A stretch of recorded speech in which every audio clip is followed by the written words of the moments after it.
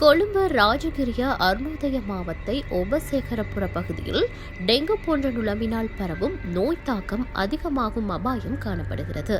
நாடளாவிய ரீதியில் கிளீன் ஸ்ரீலங்கா திட்டங்கள் முன்னெடுக்கப்பட்டாலும் கொழும்பு பகுதியில் இவ்வாறான பல இடங்கள் தூய்மையின்றி நோய்களை பரப்பும் இடங்களாக காணப்படுகின்றது.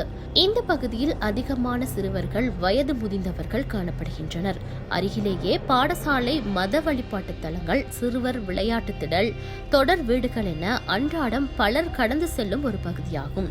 இந்த பகுதியில் காணப்படும் ஆற்றில் தேங்கியிருக்கும் நீரில் அதிகமான நுளம்புகள் உற்பத்தியாவதோடு அருகில் வாழும் பொதுமக்கள் கொசு தொல்லையால் அவதிப்படுகின்றார்கள். இதனால் டெங்கு, மலேரியா, யானைக்கால், மஞ்சள் காய்ச்சல், ஜப்பானிய மூளை அழற்சி, மேற்கு நைல் சிக்குன்குனியா, குதிரை மூளை காய்ச்சல் என விலங்குகளுக்கும் மனிதர்களுக்கும் ஏற்படும் பாதிப்புகளின் பட்டியல்கள் நீண்டு கொண்டே செல்கிறது.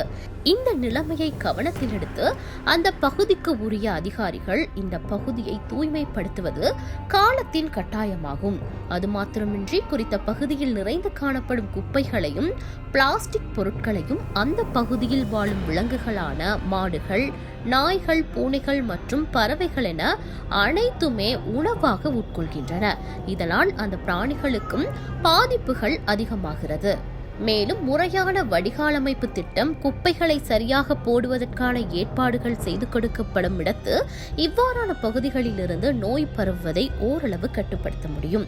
அது மாத்திரமின்றி இவ்வாறு குப்பைகளை முறையின்றி அந்த பகுதியில் வீசுபவர்கள் மீது அபராதம் விதிக்கப்படும் இடத்து இவ்வாறான செயற்பாடுகளை கட்டுப்படுத்தலாம். அப்பகுதியில் வாழும் பொதுமக்களும் அந்த ஆற்றில் குப்பைகளை கொட்டாது முறையாக குப்பைகளை சேகரிக்க வரும் வாகனங்கள் மற்றும் நபர்களிடம் அவற்றை ஒப்படைப்பது மிகவும் அவசியமான ஒன்றாகும்.